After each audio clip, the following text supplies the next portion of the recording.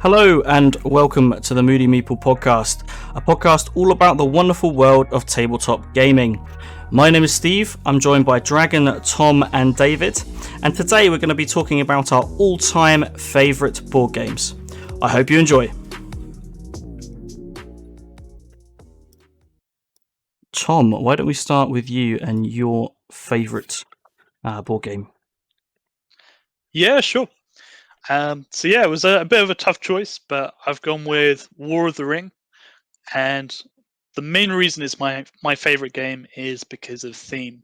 So I love the Lord of the Rings. I read the books multiple times as I was growing up. Got super into the movies back in the 2000s, and just really got into it. And I think for me, it feels the game feels like a perfect balance between being true to the source material while still not being completely railroaded. So you get that flavor there, but you're not bound to the exact course of events that happened in the books or the movies. And so you can deviate from the script a bit, but it still kind of feels within the realms of what's possible. So like Frodo can, maybe take the ring past Isengard, or Aragorn can go and defend Dol Amroth, but you can't do anything like completely crazy, like just have. Well, I suppose you could go pretty crazy. So you could do things like, say, have Frodo hide out in the Grey Havens and then try and win militarily or something. But it's still all within that universe, within that world. And there's also this great sort of feeling you have as the different sides, where Sauron feels like this powerful, overwhelming presence where he can just mass up armies endlessly, whereas the Free Peoples feels a bit more divided because of the political track, and they have to unite to get anything done. Yeah, and I guess also the way that the goals of the two different sides kind of overlap, but so typically the Free People's player will go for a ring victory where they're trying to take the ring to Mount Doom and destroy Sauron that way, like in the books. Um, Whereas Sauron's trying to completely smash the Free Peoples. He wants to take all their strongholds. He wants to have everyone in chains and rule over Middle Earth as his new empire. But there is the flexibility to take it in the opposite direction. So you could have the good guys try and fight back on a military front, or you could have Sauron try and corrupt Frodo. And this kind of, I guess, alternate win condition kind of keeps it fresh and dynamic as well. But it also means that there's this constant tension on both sides. So both players kind of feel on the back foot all the time. So Sauron's like, well, I don't know exactly where Frodo is, but I know he's heading my way. And I feel like this siege over here is not going very well. There's like one unit left in Minas Tirith, and he's held out for multiple turns now. But I can see the rings getting closer. And at the same time, the Free People's player is looking at that situation, saying, "I've only got one person left in Minas Tirith. This is terrifying. He's going to take there, and then he's going to move on to Rohan, and he's going to take over the whole world. And Frodo's a million miles away from Mount Doom." And so I think this way that both players kind of feel on edge. You're never completely comfortable that you've got the game in the bag. I think keeps it interesting. Definitely, I would say that the backdoor victory is always on the cards. Yeah, it's always there as a little surprise, and it's a great moment when it happens because no one expects it. And I also like as well, I think there's a temptation with games like this to make like the main characters from the stories be kind of overpowered, like one-man armies. Whereas I quite like in this game that they're more forces for inspiration and leadership. They like the companions from the Fellowship and the Ringwraiths can't win battles on their own, but they do still empower the armies that they're with, which I think is really cool. And yeah, there's a few expansions. I've only tried playing with one of them a couple of times, which kind of brought out its own thing. So the one that I have played, Lords of Middle Earth, brings out more of so the three rings, so held by like Elrond, Galadriel, and Gandalf, become much more significant, and you can kind of do things where they take a greater role in the War of the Ring. But at the same time, on the shadow side, you've got powerful entities like the Balrog come into play. But it was I remember there was a great moment in one of my games where I was playing as the Free Peoples, and suddenly the Balrog came charging out of Moria towards Lorien. But I just happened to get kind of lucky, I guess, and played a couple of good event cards, and he went down for the count almost as soon as as soon as he sparked to life. And so there's kind of room within within the game for a bit of humor from the storytelling, where kind of unexpected things happen. So things like that, or you could have like maybe Pippin leading an army to protect Helm's Deep, or all sorts of things like that. Yeah, there's a couple of other expansions as well. There's one out already, which brings out sort of the Ents and the Eagles and all sorts of creatures for the Shadow, which I haven't tried yet. There's a new one on the way, which is about all the kings in Middle Earth and the roles that they played, which I'm quite looking forward to playing. Although I think it's introducing like a vampire king, which is a bit of a departure, I think. But I guess there were vampires in, I think, the first stage of Middle Earth or something, so it can kind of be justified. But I'm sure it'll be fun anyway. Starts to be a little bit of a stretch, I guess. Yeah. I guess the more expansions you put out for something like this, the more you kind of have to stretch a little bit. Yeah, you have to take the lore from all the different bits and pieces, all that material, and try and sandwich it together somehow. Yeah, keep things fresh and interesting. One thing I would say about War of the Ring was the scale of the game, especially if you've got the Anniversary Edition board, which is slightly bigger. You've got literally hundreds of minis on the board, and when they're all painted, it just looks pretty epic. Yeah, you get a good sense of, I guess, these armies fighting, and it feels more significant because you can see just how many of them there are.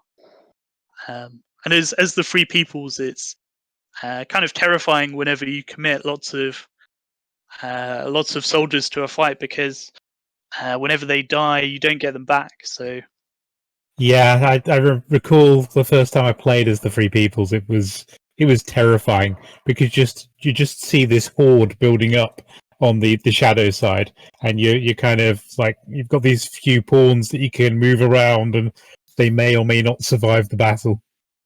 yeah, it almost builds up like a sort of personal connection to them, because the ones that do hold out, you kind of feel like they're actual heroes. Like even though you've got these named characters in the game, sometimes it's just the one unnamed soldier that holds out in a particular place feels even more heroic.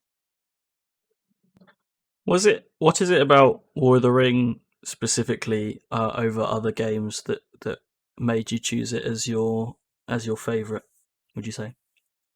So I think a big part of it is, I think, the theme, and then that great tension between the two players where you're always on edge.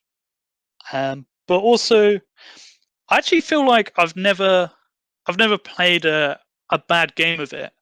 So whether it's playing 1v1 or 2v2 in teams, it always feels like, even with new players, like it's quite close, and it's not, and it never really feels like someone's completely smashed it and run away with it. At least from when I've been playing. And so even though there's room for different strategies and things, it never feels like anticlimactic, I suppose. Which I guess, like what David was saying about the sort of scale of it, it kind of feeds into that. That there's always epic moments to be had, and there's always a grand conclusion. do you think there's any weaknesses to the game, like maybe things that it could be improved to make it even better than it already is? Well, I definitely have rose-tinted glasses towards it. If I had to pick one thing, I feel like maybe there could be a broader number of events that maybe reaches from.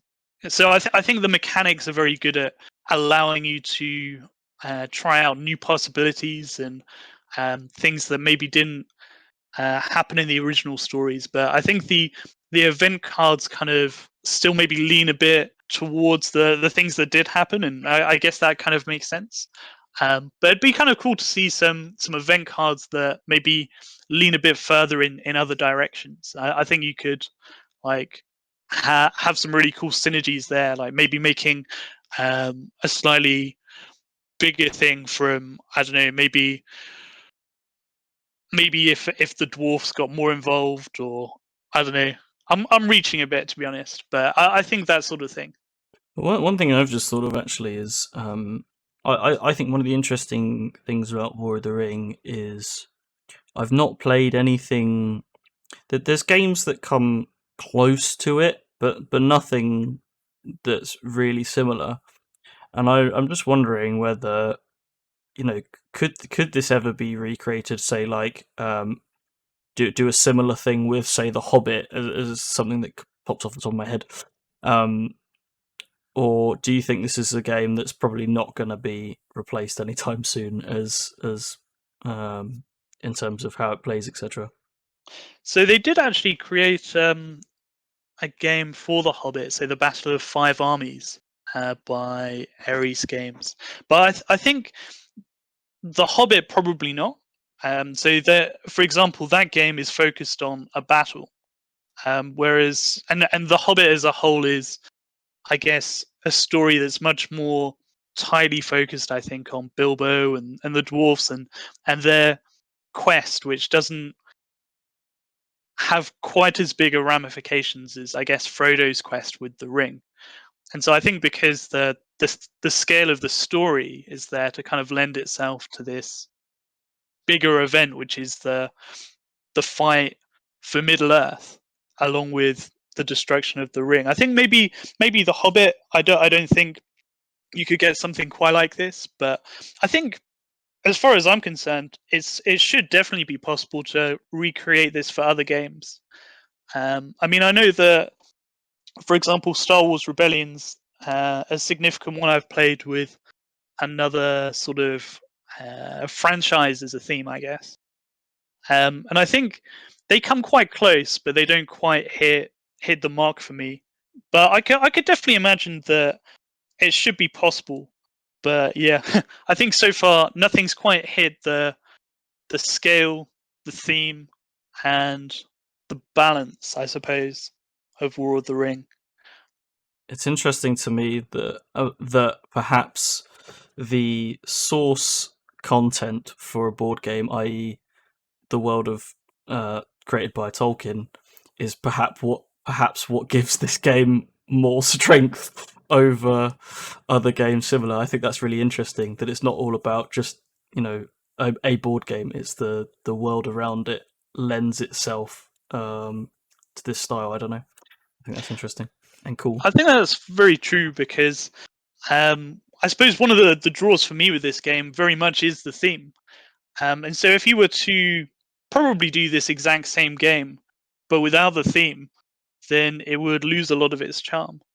But I think you could come close to something like this, I suppose, if you invented a world for a game. But it's just the hard part would be you would have to invest a lot of effort to invent that world, to make something that feels anything close to this. And I guess when you're inventing a board game, world building can kind of be secondary. The thing is with Tolkien, though, it's become the default fantasy setting. So almost every game of Dungeons and Dragons and all the spin-offs therefore are all based around Tolkien ethos. So you've got the dwarves, you've got the elves, you've got the orcs. So you've got these races which are set as standards, and almost every other game inherits those same races for all of their settings. So you've got something to actually live up to, and you've got to have a game which can actually fit with all of that adopted ethos that is now so standard. Yeah, I think that's very true. I think where other games that use those sort of fantasy tropes, I guess, where they perhaps fall short is they kind of borrow the set dressing, but they don't necessarily build a skeleton that underneath it that kind of creates like a whole world. I guess they don't go deeper with it than maybe I don't know, adventurers or something like this. I'm not saying all by any means, but I think that that's a trap that they sometimes fall into. That was a very interesting conversation about War of the World. Obviously, it's a favourite of ours anyway, and I'm sure it's a favourite of a lot of other people out there as well. Right, so next up is from one board game based on a set of novels to another board game based on a set of novels. I'm saying my favourite game is Discworld Ankh-Morpork. Now, obviously, Discworld is the world created by Sir Terry Pratchett. I'm sure most people know that, hopefully. And this game is set in one of the biggest cities in Discworld, Ankh-Morpork, if not the biggest city, actually. Yeah, this is my favourite game. It's got quite a long history to it. The game, I think the game's got a really interesting history, personally. So it's like 2 to 4 players, plays around 60 minutes. I say around because it can really vary in time, depending on who you're playing with, etc. And I think it was published in something like 2011, and it was pretty well received. It had like a few nominations: best thematic game, best family game, best artwork. That's one of the strongest things about this game, is that the artwork that was created was run past Terry Pratchett and I forget the name of the company, but the sort of Discworld, the company that looks after the sort of Discworld, I guess, copyright, and was approved by them. But most of all, it actually won the UK Games Expo Best New Game of that year, 2011. So it was a pretty well-received game, and I sort of know that because that was probably 5, 6, 7 years ago or so was when I sort of started playing this game, or I think some friends of mine had this game. So it would have been a few years after it was published and released. And it was definitely one of our favourites at the time. It was published by Tree Frog Games in the UK, whose owner, who I'm forgetting the name of, Martin Wallace, sorry. Yeah, Tree Frog Games was owned by Martin Wallace, who's the designer of this game. Martin Wallace, for anyone who doesn't know him, he's had a few, big games. I think Age of Steam was one of his bigger ones. Brass is one I've certainly heard of. And then he also did the Discworld Ankh-Morpork game, as well as the Discworld The Witchers game as well. And that was published by his own company, Tree Frog, in the UK, and it was also published by Mayfair. Of course it was Mayfair. It was published by Mayfair in the US. So Mayfair, Settlers of Catan, that's all you need to mention when it comes to Mayfair games, because that was one of definitely their biggest.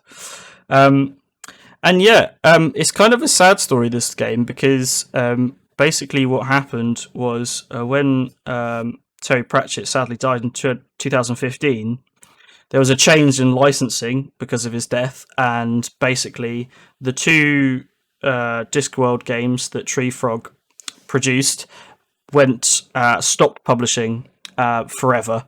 And so as a result, it's very difficult to find this game out there. And if you do find it, I think it sells new for something like £300, which is quite a significant price to pay for a board game that's, about 10 years old. I think I was very fortunate enough that my significant other managed to get it on eBay, I think, for about 60, which was an absolute steal. And it was a game I'd already played and really wanted, and so when I found out it was like super rare, I was absolutely gutted. But yeah, how it plays, I think is quite interesting. Oh, actually, sorry. One more thing on Tree Frog and Mayfair. Both of those publishing companies have now been sold to bigger publishing companies as well. So the licensing change meant they couldn't print this game anymore. I think they did a brief reprint or re-implementation, I should say, called Nanty Narking, which was like the same game but based in sort of Victorian London. And then Tree Frog Games, unfortunately, packed up shop a few years ago and sold some of their systems to Fantasy Flight. And then Mayfair a few years ago also was sold to, I think, Asmodee North America, which is obviously quite a big name nowadays in the sort of board game publishing world. So all of those things put together basically means, yeah, this game's not coming back anytime soon. How it plays how this game plays is one of the reasons why I like it so much. So the board is obviously Ankh-Morpork. It's got sort of like 12 regions, and basically what the players are doing is you have a big long deck of cards, and you have a hand, and you're drawing cards from the deck and sort of playing one or two every turn.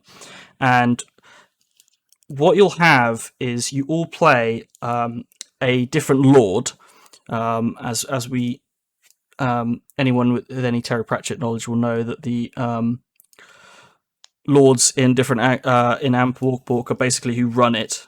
So yeah, they're the guys in charge predominantly, and you're all playing slightly different lords. And the great thing about this game is that each lord has a different win condition. So and a secret win condition, I should say. So basically, what you're constantly doing in the game is like, are you this particular lord? Are you trying to win this way, or are you trying to win this way? And then you're trying to stop each other, and it becomes this almost like a political battle, I suppose, where you're sort of going, hang on a bit, this person's going to win, and everyone gangs up on them, and then you work out that, oh, this person's going to win. And what's amazing is that the way you play sort of affects how people... You play almost quite paranoid in a way, but it makes it incredibly fun, especially when you sort of reveal who they are. If someone manages to get a secret win condition, it tends to be quite difficult to achieve. So you've got a few that are like, you have to have control of X number of regions of Ankh-Morpork. You have to have X number of minions in different regions of Ankh-Morpork. They're the sort of more easier standard win conditions. But then you have like someone who has to get to a certain amount of money. I think it's like 50 coins. And that's quite a difficult achievement because you have things like loans in the game and stuff like that. Then there's someone else... one of the win conditions is a great one, whereas if you run out of cards, i.e. if you've got to the end of the game and nobody's won their secret condition, then that lord just wins. And so that's one of the challenges, where if you're constantly battling each other, trying to stop each other from winning the conditions that you think each other have, and then you get to the end of the game and you think, phew, I might have won this because I have more points or whatever, and someone just flips over the card that says if you run out of cards you win. It's like, oh my god. Yeah, it's quite difficult to explain the feeling playing this game, but everyone who I've ever played it with absolutely loves it. So yeah, and kind of similar to War of the Ring, I suppose, is one of the better things about this game is the sort of lore, and it's less about story, obviously, than War of the Ring, but it's got a hell of a lot of Terry Pratchett lore. All the cards, I think, are some kind of character or a creature or whatever from the Terry Pratchett books. I think you've got, like, I want to say it's there's a great card which basically sits in your hand and does nothing. It just reduces your hand size, which is called like Nobby's Nuts, and it just sits there in your hand, and you can't do anything about it.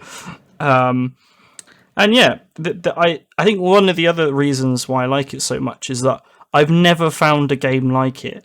The only game that I can think of that comes even remotely close, and that's a big stretch, is probably like Lords of Waterdeep, because you have that sort of secret character and you're not quite sure which types of adventurers you're going to get more points for. But even that is Lords of Waterdeep is a completely different thing, because the win condition is the same. It's just whoever ends up with the most points. Whereas in Discworld, the win condition is completely different for each person. And so it takes what would normally be quite a simple game of putting minions on the table and building buildings in a sort of almost like a resource management type thing and getting coins, etc. You then have the added thing of your role, which adds a kind of I guess a bit like werewolf or mafia, that kind of element to it as well. And yeah, it's I think it's really awesome. And yeah, I think that's pretty much sums up everything. I've basically been talking for like 10 minutes about this game. It shows how much I like it. So I guess I've got a question. If someone doesn't want to spend £300 on eBay, what can they do to get a similar experience? Or what's like the closest they could get? Like, do you think Waterdeep, or is there some alternative? So, like I was saying earlier, they did do a re-implementation of the game called Nanti. It's called Nanti Narking, which is still quite an expensive game. I think I looked it up, and you can get it for around £80 to £100. So it's still quite expensive, but nowhere near to the same extent as Discworld. So if they really want exactly the same experience, then that's probably a better way to go. If you are on the slightly cheaper side, I guess. Other than that, I couldn't tell you. I don't think there's a game that I could say has exactly the same experience. Like you say, I might be tempted to say, well, go play Lords of Waterdeep, and then afterwards go play Werewolf, or like one of those sort of like Resistance, Avalon, those kinds of secret role games. No, yeah, there's games that have similar elements to it, but no games that have. I mean, I would assume, I don't know, but I would assume that the system that is used to do Lords of Waterdeep could be reused. It might be owned by Fantasy Flight, and they've just not done anything with it, or at least I haven't seen anything with it. Oh, okay, so what I'm hearing is maybe a round of Werewolf, you knock out some guys, and then the remaining survivors play a Lords of Waterdeep game, and maybe you can continue like that. So yeah, this is a game. So this is a game I haven't actually played. I do own Nanti Narking, but because of the lockdown, not got around to actually playing it. But I do like the theme. I mean, I've got a whole load of Terry Pratchett books. A couple of them are actually signed by him when I've met him at various sci-fi conventions. And the whole of the ethos about the game, about the books, if the game has any part of that, then it's going to be something I'm actually going to love. I was going to say the same, but it's something you grew up with, right? When you were reading it, you probably read it at quite a young age, and it's something that stuck with you for a long time. There are so many books that Terry Pratchett has written. I mean, he was such a prolific author, and his world building is just immense with that kind of catalogue he's got. So if the game has that in there, I don't think there is any other game that you're going to be able to get that compares to it, unfortunately. I would actually argue that this game is a really good representation of Discworld. One is obviously just the visuals side of it, so all the cards, etc., has got all your favorite characters on it. But then the sort of, I guess, organized chaos is probably how I would describe it, because there's an element of randomness to the game in the fact that your actions are sort of depicted by what cards you draw. So there's an element of sort of chaos, but then you've got to try and organize the chaos to meet your secret sort of needs. And For me personally, I think it's a really good. It feels like, from what I've read and from what I've seen, it definitely feels very Terry Pratchett. Do you think there's anything that could have been done with the game to put more Discworld into it? That's a really good question. I'm not sure. Minis, come on, minis. It's always minis. Yeah, I mean, yeah, minis would be good. Yeah, like, I mean, there's no gameplay that really requires minis except the sort of minions, and there's sort of meeples, right? And your minions are meeples, and then there's a few meeples which represent, I think, trolls and ogres and things. So I mean, you could convert those into meeples. I'm trying to think of a way you could make it more Discworld. I'm not really sure, because you're playing lords technically. So I mean, there's that. You're playing characters in the books. You're sort of, I guess. Yeah, I don't know. It's a really difficult question to answer. I think they encapsulate it pretty damn well. I mean, like I said, one of the things about it was a lot of this stuff was a round board. Someone suggests in chat. Yeah, so if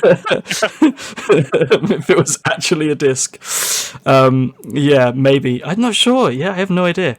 One suggestion, by the way, is if you really want to play this game and don't want to pay £300, is you might be able to find it in your local board game cafe. So that is one option. If they let you play it for £300, I'm not sure. Okay, so you could just sort of dive into different places that sell old board games, maybe some charity shops as well. Hope you get yeah, you might. But Board Game Cafe, I mean, might have this. Obviously, yeah, it depends on their collections, I suppose. I think it's sold around 50,000 copies, so there should be a decent amount out there, and that's in the UK, I think. So there should be a decent amount out there. Just finding them, I guess. Of course, you can always have a friend that has a copy that you can play. Hello. I actually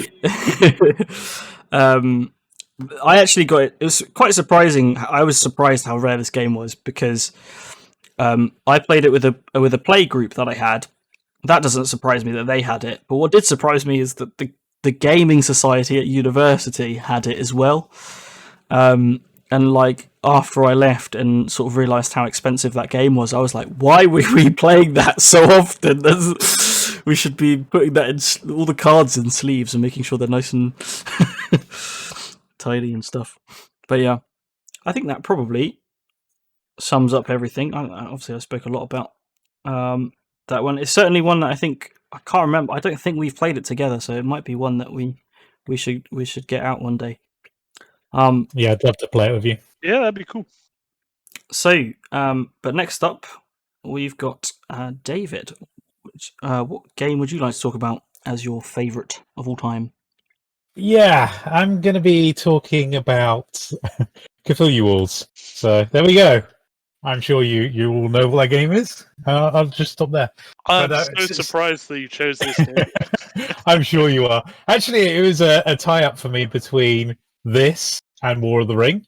And this kind of just edged it because of the minis, because I am a bit of a mini maniac, and this has some nice big meaty ones. But let's talk a little bit about what the game is. So Cthulhu Wars was a kickstarted game from around 2013. I think it took them a couple of years to produce, so it didn't actually get released until 2015. And it was created by Sandy Peterson, who has the Cthulhu Mythos stuff for Dungeons and Dragons, which I think was produced in the early 1980s and is still being produced now. And effectively, he wanted to create something similar for board game enthusiasts. And he tried a couple of times. He had a few failed Kickstarters before this, and this was his last attempt at doing this. And he just kind of went big, or wanted to fail. So he just went as big as he possibly could, and it was successful. Wildly successful, and has had 4 subsequent campaigns launched since then for the same game. Expansions for the game and new editions. So originally, this competitive strategy game was for 3 to 5 players, and now it supports up to 8 players with an expanded map. And what you take control of is a bunch of cultists, some monsters, some mystic gates to try and help to boost your portfolio of minions and awaken the Great Old One. And the Great Old One can be one of 5 with the core pack. I'm just trying to remember what they are. So there's the Great Cthulhu, Crawling Chaos, Yellow Sign, the Black Goat, and I think it was the Wind Walker. And yeah, it's this huge epic battle. It's very much like a cleaned up version of Risk, where Risk has a lot of random and a lot of annoyance. This takes out a lot of that and then produces a bunch of rules that your particular group of monsters have available to them, different spells that they can use that differentiates them from someone else's faction.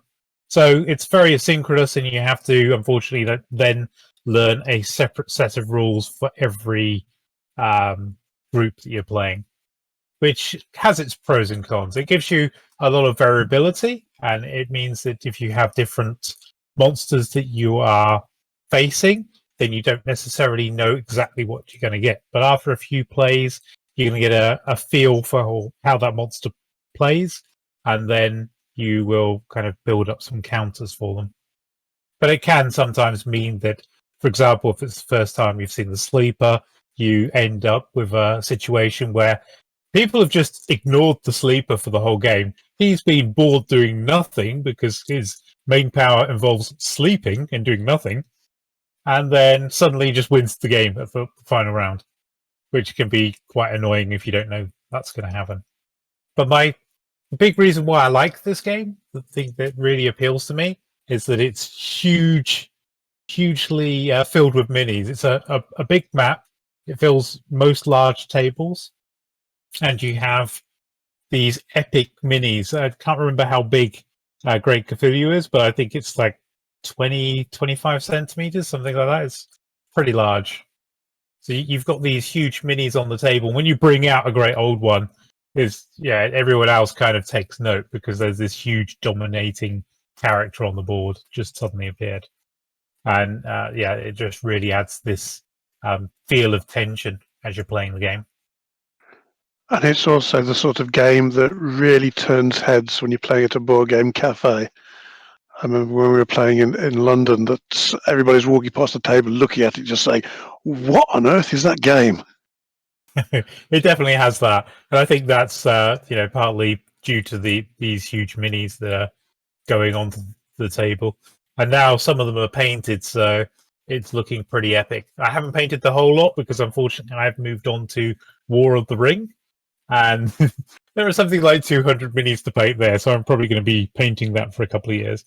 But my plan is with Cthulhu Wars to paint the Great Old Ones first, so you've just got those really big characters coming out in full detail when they come onto the table.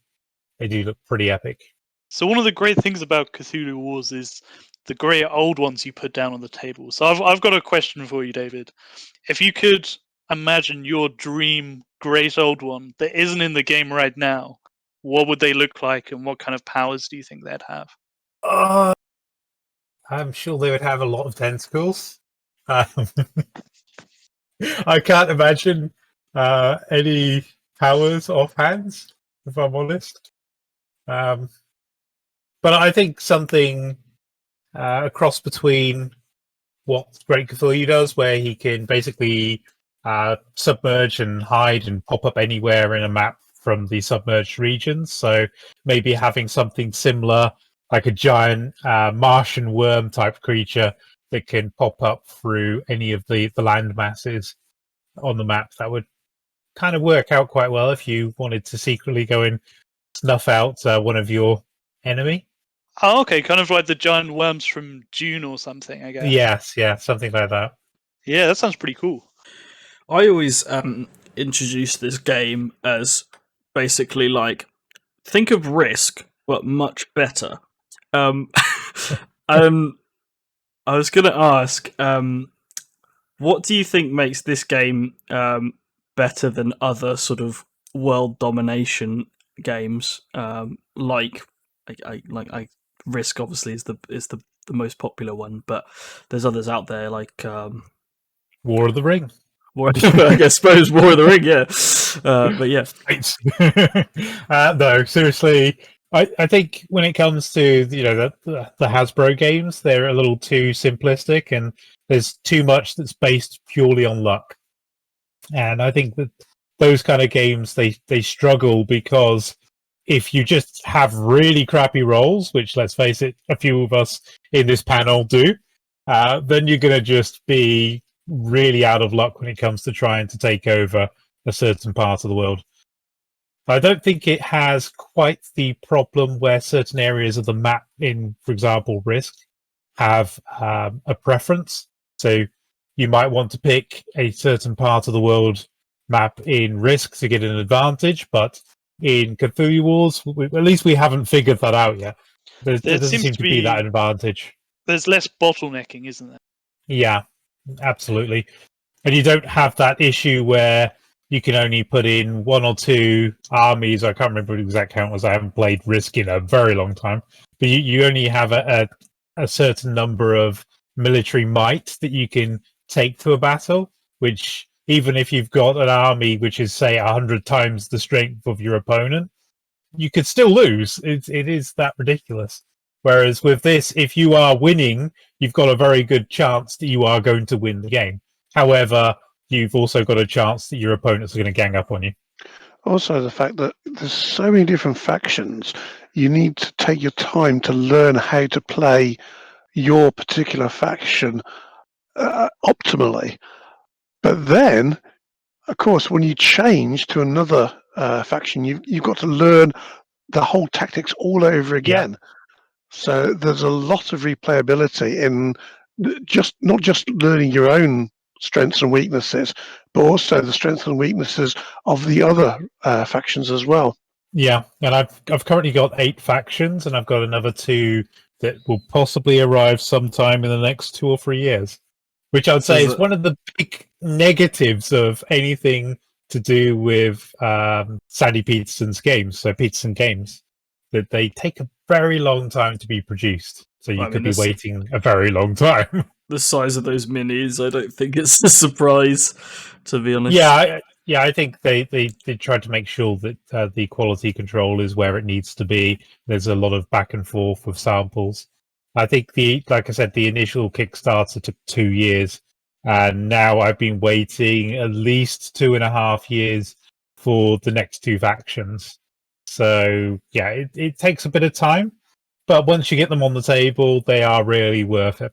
We don't bring it out very often because it is big and heavy. Where we generally meet up in central London, it just means that we've got to lug a lot of equipment to a location to get it there. But when we get it on the table, it is a lot of fun to play, and that's the important factor there. It's also actually maybe I'm wearing rose-tinted glasses here, but from memory, it's not horrendous to set up, despite the amounts of minis, because you all are responsible for your own faction, and you're sort of slowly building up what types of figures you're putting down. It's not like, if you compare it to War of the Ring, for instance, you've got to put down all the different factions in the right place at the beginning. I seem to remember with Cthulhu Wars, the setup, despite having so much of it, isn't actually as ridiculous as some other games. No, because you just put down a few gates and a few cultists for each faction, and you're pretty much done. So that makes it fairly easy to get you going, and then it builds up pretty quickly. Whereas with War of the Ring, you've got a starting position, and then you start kind of building up from there.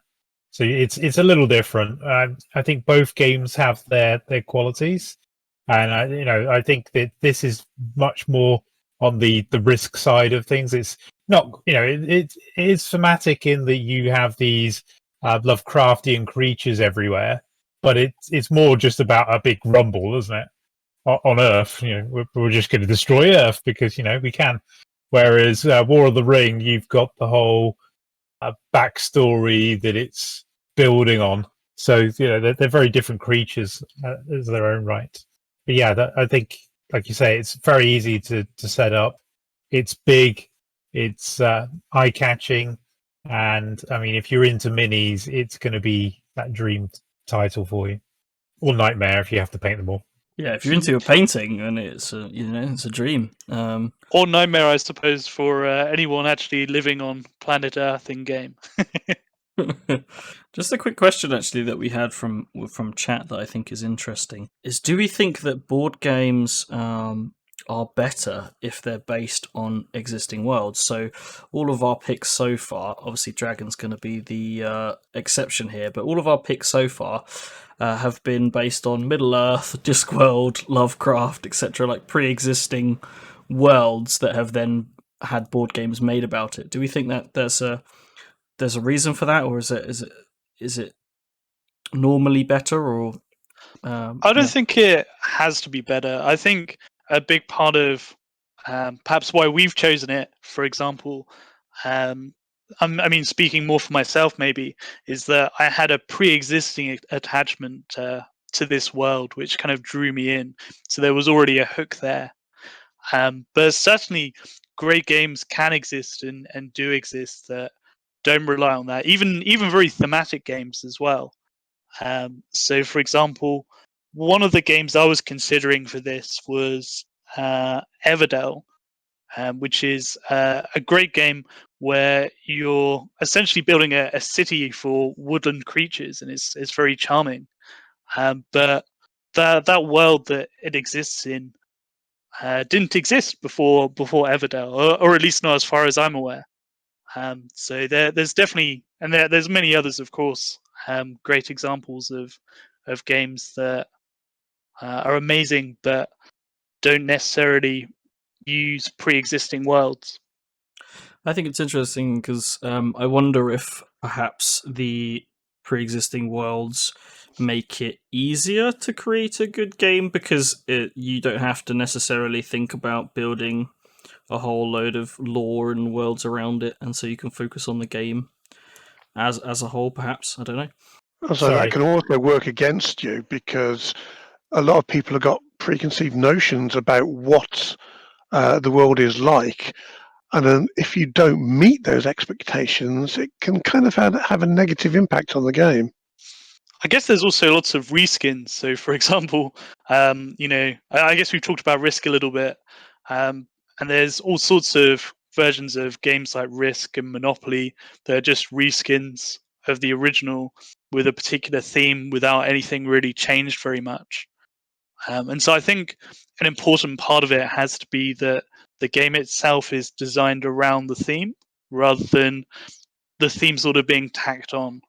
It definitely works better if it's designed around the theme rather than the other way around. It, like I've played Lord of the Rings Risk, and it was okay. I mean, it does at least change the core game, but there are way better games out there that are based on the same theme. So you know that just shoving a theme on a game is not going to give you the results you expect if you're a big corporation like Hasbro.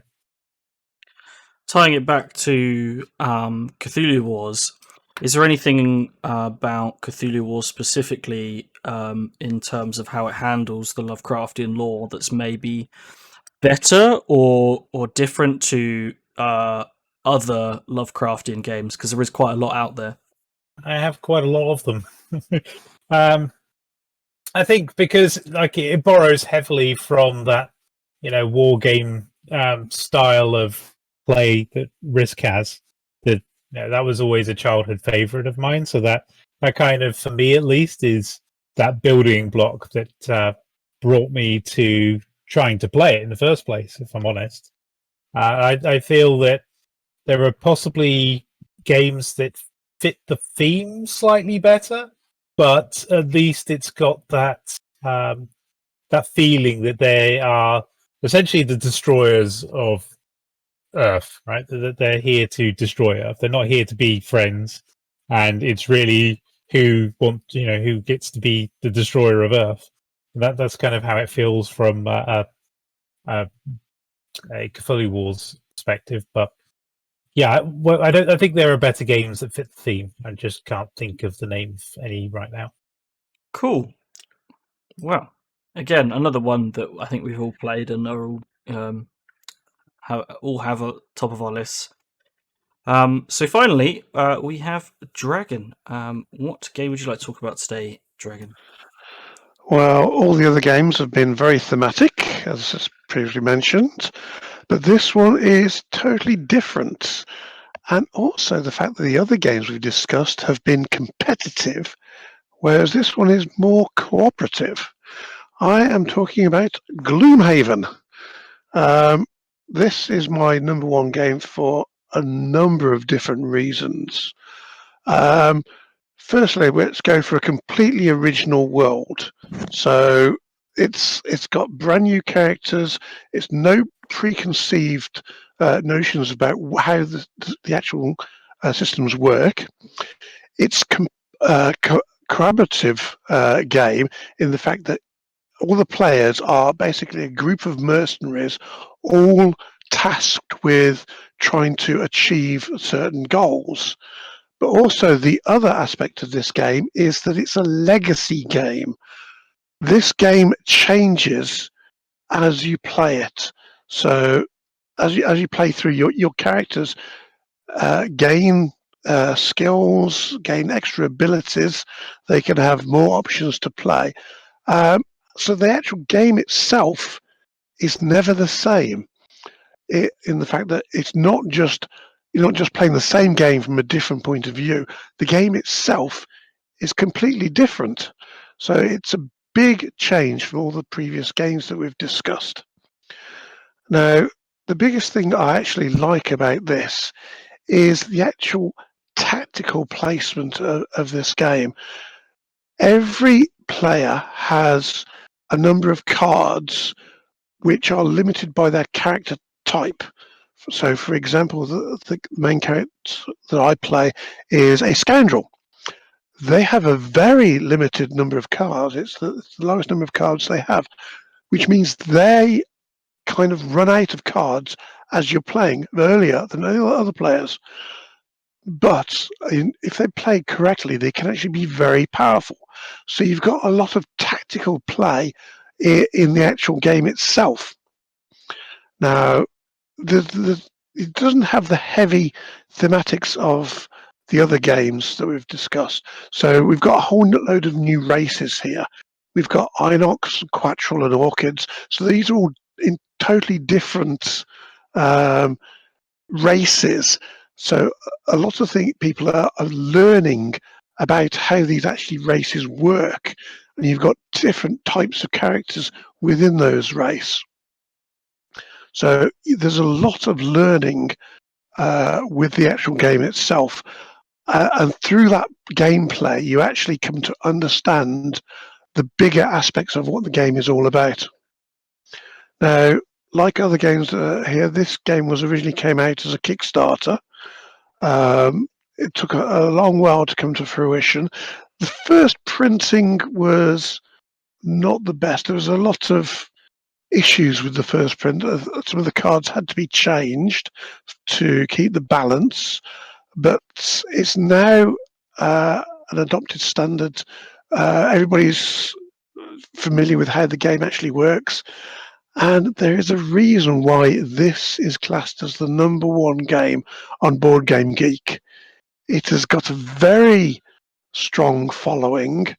It covers all the basic categories of like exploration and adventure. It's got the fantasy mythos in it, but it's got just a lot of depth to it. So when you play the game, you don't know what is actually going to come in the future. There's a lot of the game which is actually locked away, and you'll never get to see it unless you achieve certain goals. So there's always something new to look forward to in playing this.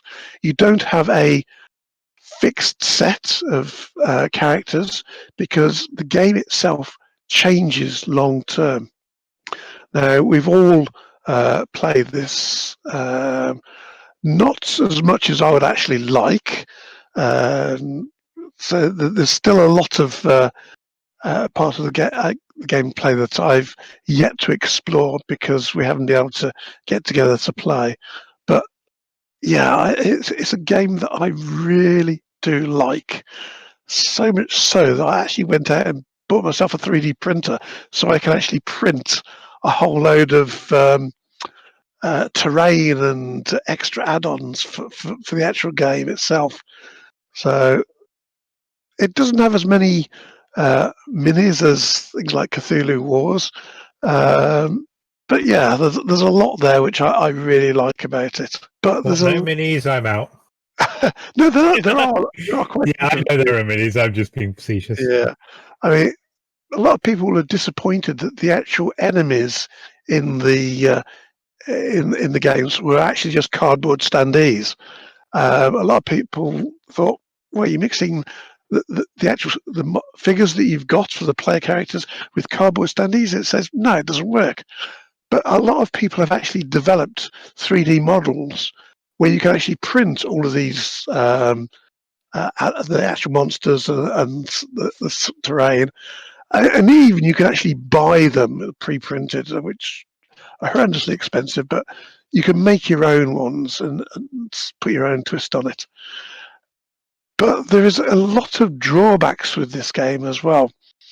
We mentioned the actual setup. So for things like Cthulhu Wars, it's a very simple start.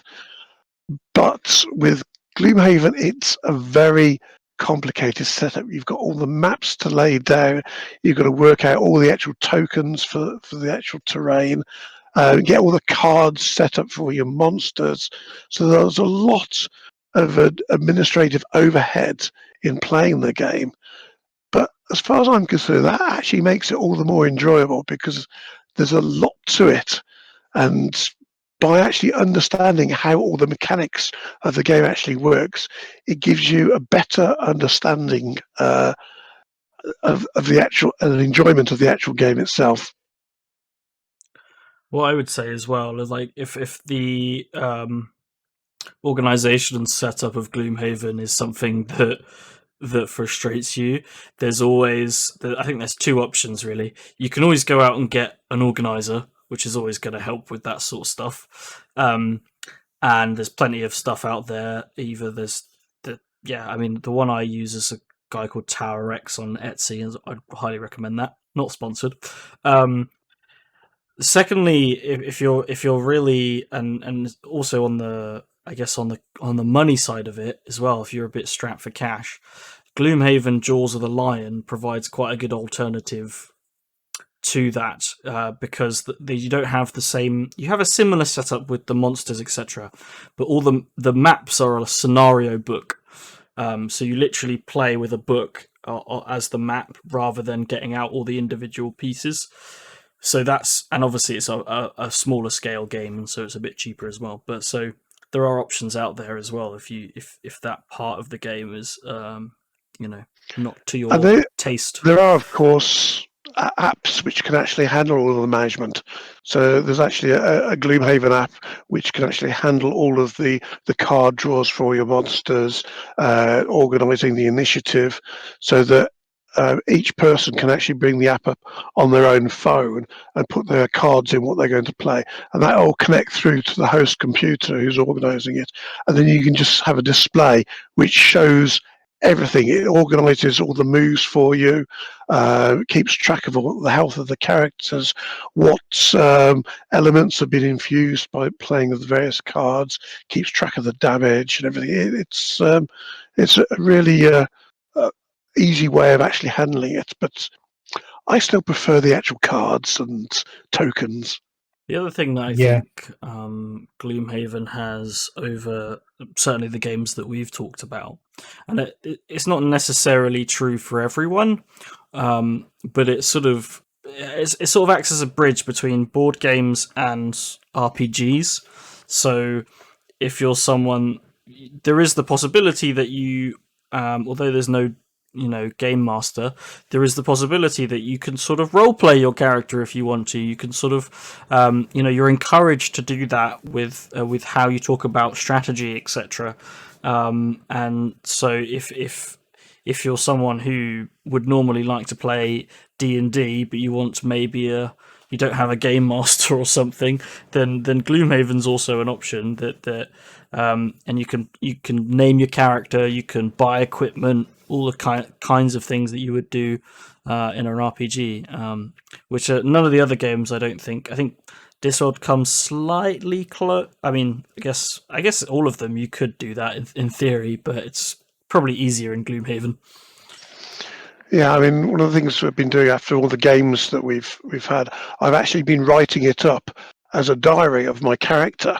So I've been writing out how we actually played the game. I mean, different tactics. I mean, I remember one of our early games, my scoundrel was just feeling exhausted, collapsed to the floor when in stepped Tom and his spellweaver and just blasted out a spell which just leveled the remaining characters, and we won the game based on that. So that was a great feeling moment for the spellweaver, I can say that. yes, I mean, that's a great character, especially when there's one card which allows you to completely refresh your hand of cards, which is a great way of actually strengthening yourself. Yeah, But yeah, she has like a second wind with it, doesn't she? yeah. I mean, am always so envious of that power. all of the characters have their own abilities. So, like with learning the factions in Cthulhu Wars, you learn how to play your character, but don't feel too attached for it because each character has got a personal goal. And once they achieve that goal, they retire. But that in turn unlocks new parts of the game. So your character has an actual life story, a lifespan, and a complete arc story. And then there is an achievement at the end. And from there on, you as a player then embark on a new character to continue the game. So it's a game which is you're learning, but then it constantly changes and keeps on challenging you. So it's a game which has very varied depths, and just those whole complete interactions is what really makes it my number one game. Is there anything that you would like to see from future iterations? Maybe something. I guess maybe not something that you already know is coming in Frosthaven, unless there's something that really stands out. But Well, I would love to see other games based on this kind of ethos. Now, there's the board game Founders of Gloomhaven by the same designer, Isaac Childress. I haven't actually managed to get around to playing that, but that's basically playing the same races, but you're actually building the city in the first place. And there is actually a crossover because as you play the Founders of Gloomhaven and you achieve certain elements, there's certain tokens which can carry over from Founders and then become part of the events in the Gloomhaven game itself. So there's a crossover between the games. So I think that there's definitely more that can be done in the whole Gloomhaven realm itself. There's been hints that there might actually be 5 or 6 different games in the actual sequence itself. Whereas Gloomhaven plays to the west of the major city, Frosthaven plays to the north. Then there's the whole eastern side, which no one's talked about. The south side is supposed to be like a desert, and then there's the city itself. So there's a lot of other games which are going to be coming up in the future. So it's something I'm really looking forward to. Yeah, I think it might be interesting, whether we end up with a thematic world based on the game. We've been talking about a lot of games that are based on thematic worlds. Gloomhaven lends itself really well to RPGs, to comic books, to novels, etc. It'll be really interesting to see if this takes the rest of our favorites and turns it on its head. If that makes sense, I think that'd be quite cool to see. I think there was already talk of a Gloomhaven novel, if I remember rightly. So I think it's already happening. Well, that's the infamous follow on from like Dungeons and Dragons, where Tracy Hickman and Margaret Weiss actually wrote a whole series of books based around the world of Kryn and produced those novels, which are absolutely brilliant books as far as I'm concerned. So it's not so far-fetched that it hasn't happened before. Whether it happens for Gloomhaven, I hope so. Right. Well, I think that's a lovely sentiment to end on. So thanks everyone, David, Tom, Dragon, for joining me. Thanks for everyone who's been watching and listening. Make sure you go over to our Twitter at Meeple at Moody Meeple. Sorry. And before next week, if you want to, or before next time, I should say, if you want to, you can send us a tweet and tell us your favourite board game and why. And if you're watching on YouTube, then drop us a comment with the same thing, and we can always have a little discussion about that next time. But yeah, thank you very much for watching and listening, and we hope you all have a lovely couple of weeks. And yeah, goodbye.